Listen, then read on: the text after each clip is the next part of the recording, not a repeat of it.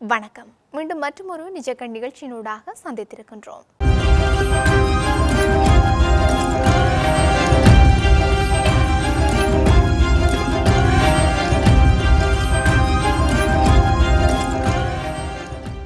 திருகோணமலை புத்தர் சிலை விவகாரம் தொடர்பில் சம்பந்தப்பட்ட தரப்பினருடன் பேச்சுவார்த்தை நடத்தி தீர்வு காண முடியும் என்றும் எவருக்கும் இந்த சம்பவத்தை வைத்து இனவாதத்தை தூண்ட இடமளிக்கப்பட மாட்டாது எனவும் பொதுமக்கள் பாதுகாப்பு அமைச்சர் ஆனந்த் விஜயபால தெரிவித்திருக்கின்றார். எவ்வாறாயினும் கடந்த காலங்களில் போன்று துரதிர்ஷ்டமான சம்பவங்கள் அங்கு இடம்பெற நாம் இடமளிக்க போவதில்லை என்பதை குறிப்பிட்ட அவர் இதனை அரசியலுக்காக பயன்படுத்துவதற்கும் எவருக்கும் நாம் இடமளிக்க போவதில்லை என்றும் அவர் தெரிவித்திருக்கின்றார். அதேவேளை அந்த விவகாரம் தொடர்பில் சில விடயங்கள் நீதிமன்றத்திற்கு அறிக்கையிட வேண்டியுள்ளது என்றும் அதற்கான நடவடிக்கையை நாம் மேற்கொள்வோம் என்றும் அமைச்சர் தெரிவித்திருக்கின்றார். திருகோணமலை புத்தர் சிலை விவகாரம் தொடர்பில் பாராளுமன்றத்தில் நேற்று எதிர்க்கட்சித் தலைவர் சஜித் பிரேமதாச, எதிர்க்கட்சி எம்பிக்களான தயாஸ்ரீ ஜெயசேகர, சாணக்கியன் ராசமாணிக்கம், நாமல் ராஜபக்ச உள்ளிட்ட பலரும் பாராளுமன்றத்தில் முன்வைத்த விடயங்களுக்கு பதிலளிக்கும் வகையில் அமைச்சர் இவ்வாறு தெரிவித்திருக்கின்றார். மேற்படி விவகாரம் தொடர்பிலும் அது தொடர்பில் மேற்கொள்ளப்பட்டுள்ள நடவடிக்கைகள் தொடர்பிலும் சபையில் நேற்று தெளிவுபடுத்திய அமைச்சர் ஆனந்த் விஜயபால அது சம்பந்தமாக தெரிவிக்கையில், திருகோணமலை கோட்டை சம்போதி தகம் அறநெறி பாடசாலையின் சம்புத்த ஜெயந்தி விகாரை பகுதியில் அவசரமாக புத்தர் சிலை ஒன்று பிரதிஷ்டை செய்யப்பட்டமை தொடர்பிலேயே அங்கே பிரச்சினை எழுந்திருக்கின்றது. இந்த நிலையில் மீண்டும் அந்த புத்தர் சிலையை அதே இடத்தில் பிரதிஷ்டை செய்யுமாறு போலீசாருக்கு அறிவுறுத்தல் வழங்கப்பட்டுள்ளது. அதற்கு தேவையான பாதுகாப்பு ஏற்பாடுகளும் மேற்கொள்ளப்பட்டும் இருக்கின்றன. புத்தர் சிலை ஒன்று பிரதிஷ்டை செய்யப்பட்டமை தொடர்பில் ஏற்பட்ட குழப்பகரமான நிலைமை தொடர்பாக அன்று இரவு போலீசாருக்கு தகவல் கிடைக்கப்பெற்றதை அடுத்து அது தொடர்பில் அவர்கள் செயற்பட்டிருக்கின்றார்கள். போலீசாருக்கு கிடைத்த தகவலுக்கு அமைய பிரதிஷ்டை செய்யப்பட்ட அந்த புத்தர் சிலைக்கு சேதம் ஏற்படுத்தக்கூடிய நாசகார செயற்பாடு தொடர்பாக தெரிவிக்கப்பட்டுள்ளது.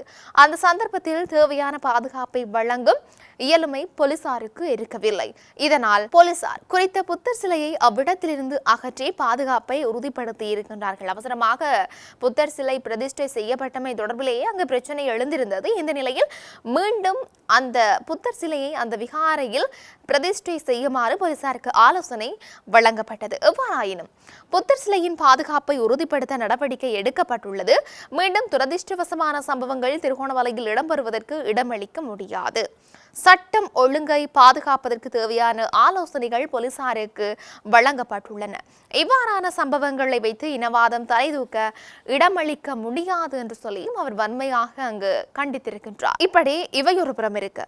பழைய அரசியல்வாதிகளின் உத்தி இனத்தின் அடிப்படையில் பிரித்து அரசியல் செய்வதே என தேசிய மக்கள் சக்தியின் திருகோணமலை மாவட்ட நாடாளுமன்ற உறுப்பினர் ரோஷான் அக்மீமன தெரிவித்திருக்கின்றார். திருகோணமலையை நேசிப்பவர்களுக்கு சொந்தமானது எனவும் அவர் சுட்டிக்காட்டியிருக்கின்றார். நேற்றைய தினம் 17ஆம் திகதி திருகோணமலை புத்தர் சிலை விவகாரம் தொடர்பில் அவர் தனது உத்தியோகபூர்வ முகநூலில் பதிவிட்டு இந்த விடயத்தை தெரிவித்திருக்கின்றார்.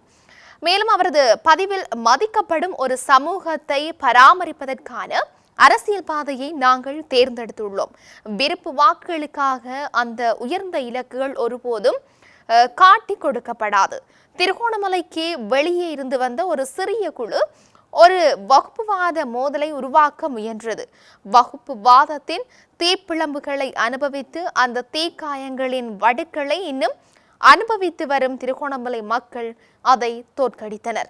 நாங்கள் ஆட்சிக்கு வருவதற்கு முன்பே திருகோணமலையில் எரிந்து கொண்டிருந்த தீயை அணைக்க போராடினோம். மேலும் தேசிய மக்கள் சக்தியின் அரசாங்கத்தின் கீழ் இதுபோன்ற குறுகிய சதிகளின் தீப்பிழம்புகளினால் திருகோணமலை மீண்டும் சாம்பலாவதை நாங்கள் அனுமதிக்க மாட்டோம் என்று சொல்லி அவர் தெரிவித்திருக்கின்றார். திருகோணமலைக்கு வந்திருந்த சிறிய குழுவிற்கு எதிராக தலையிட்டு திருகோணமலையின் ஒற்றுமையை உடைக்க ஒரு சதி திட்டம் தீட்டப்படுவதை உணர்ந்த திருகோணமலை மக்களை பற்றியும் நான் உண்மையிலேயே பெருமைப்படுகின்றேன் என்றும் தெரிவித்திருக்கின்றார். இந்த சம்பவத்தை சமூகங்களுக்கு இடையிலான மோதலாக மாற்ற முயன்ற இனவெறி அரசியல்வாதிகளின் தூண்டுதல்களுக்கு அடிபணியாத அனைத்து சிங்கள மற்றும் தமிழ் சகோதரர்களை பற்றியும் நான் மிகவும் பெருமைப்படுகின்றேன் என்றும் அவர் குறிப்பிட்டிருக்கின்றார். இதேவேளை திருகோணமலை மாவட்ட சாசனஷ பால மண்டபத்தின் முன்னணி துறவிகள் மற்றும் தொடர்புடைய அரசு அதிகாரிகளுடன் குறித்த சம்பவம் தொடர்பாக கலந்துரையாடல் ஒன்று நடைபெற்றிருந்தது. குறித்த கலந்துரையாடலில்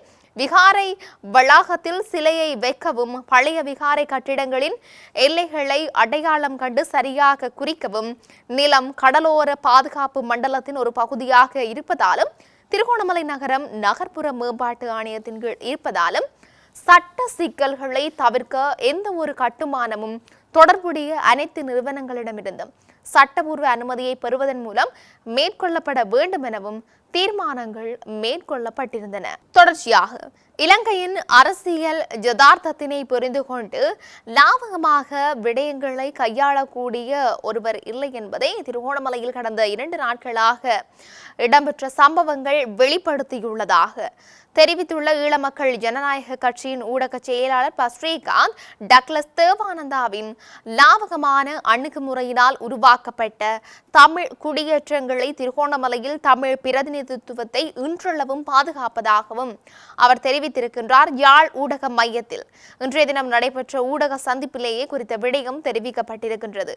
தமிழ் மக்கள் செறிந்து வாழுகின்ற பகுதியில் கடலோர பாதுகாப்பு திணைக்களம் ஏற்படுத்திய சட்ட ரீதியான தடைகளை மீறி புத்தபெருமானின் சிலை பிரதிஷ்டை செய்யப்பட்டுள்ளமை தமிழ் மக்கள் மத்தியில் ஒரு விதமான அதிருப்தியையும் ஏமாற்றத்தினையும் ஏற்படுத்தி இருக்கின்றது. இந்த நாட்டிலே பெரும்பான்மையினராக வாழ்ந்து வருகின்ற சிங்கள பௌத்த மக்களுள் ஒரு பிரிவினர் மத்தியில் மேலாதிக்க சிந்தனைகளும் இனவாத மதவாத சித்தாந்தங்களும் நச்சு செடிகளாக இந்த நாட்டிலே புரையோடி போய் இருப்பது புதிய விடயம் அல்ல. இதன் காரணமாகவே 70களிலும் 80களிலும் எங்களின் செயலாளர் நாயகம் தோழர் டக்ளஸ் தேவானந்தா உட்பட்ட அன்றைய இளைஞர்கள் ஆயுதங்களை கையில் எடுக்க வேண்டிய நிர்பந்தம் ஏற்பட்டிருந்தது என்று தெரிவித்திருக்கின்றார். அந்த துரதிர்ஷ்டமான சூழல் இன்றும் இந்த நாட்டிலே இருக்கின்றது. இந்த நச்சுச்செடி அழிக்கப்பட முடியாத ஒன்றாக இந்த நாட்டின் சாபக்கேடாக இந்த நாட்டில் காணப்படுகின்றது. இந்த யதார்த்தத்தினை நாங்கள் புரிந்து கொள்ள வேண்டும். மாறி மாறி யார் ஆட்சிக்கு வந்தாலும் பேரினவாத சிந்தனைகளுடனும் மதவாத சிந்தனைகளுடனும் சமரசம் செய்து தங்களை வலுப்படுத்த முனைவர்கள் அல்லது எதிர்க்கட்சிகள் அதனை தமக்கான வாய்ப்பாக பயன்படுத்தி கொள்ளும் என்பதுதான் இந்த நாட்டின் சாபக்கேடு. கடந்த காலங்களில் நாம் ஆளுந்தரப்பாக இருந்த காலத்தில் யதார்த்தங்களை லாவகமாக கையாண்டமையினால் எங்களுடைய தொன்மையை அளிக்கும் நோக்கோடும் எமது மக்களின் ஆதிக்கத்தினை குறைக்கும் நோக்கோடும் முன்னெடுக்கப்பட்ட பல்வேறு திட்டங்களை தடுத்து நிறுத்த முடிந்தது. இதற்கு பல உதாரணங்களை சொல்ல முடியும். குறிப்பாக 1994ஆம் ஆண்டு காலப்பகுதியில் திருகோணமலையில் பல்கலைக்கழகத்திற்காக ஒதுக்கப்பட்டிருந்த அரச காணியில் குடியேற்றங்களை உருவாக்க ஒரு தரப்பு திட்டமிட்டதை அறிந்து கொண்ட செயலாளர் நாயகம் டக்ளஸ் தேவானந்தா லாவகமாக குறித்த இடத்தில் 13 தமிழ் குடியேற்றங்களை உருவாக்கினார். இந்த குடியேற்றங்களை திருமலையில் இன்றளவும் ஒரு தமிழ் நாடாளுமன்ற உறுப்பினரையாவது பாதுகாத்திருக்கின்றது. அதேபோன்று திருக்கோணேஸ்வரம் ஆலயத்தின் தொன்மையை சீரழிக்கும் வகையிலான கட்டுமானங்களும் தடுத்து நிறுத்தப்பட்டிருந்தன.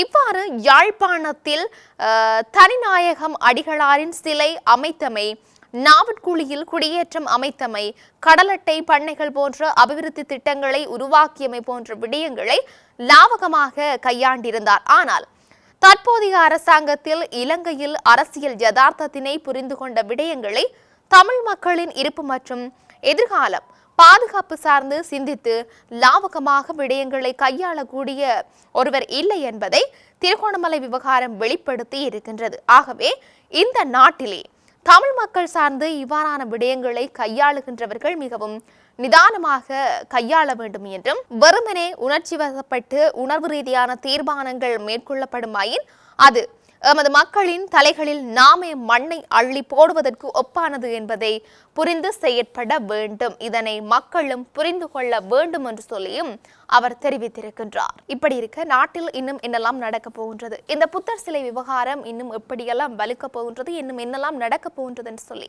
நாங்களும் பொறுத்திருந்து பார்க்க வேண்டிய ஒரு தேவை இருக்கின்றது. எனவே மீண்டும் மற்றொரு பதிவினூடாக சந்திக்கலாம். வணக்கம்.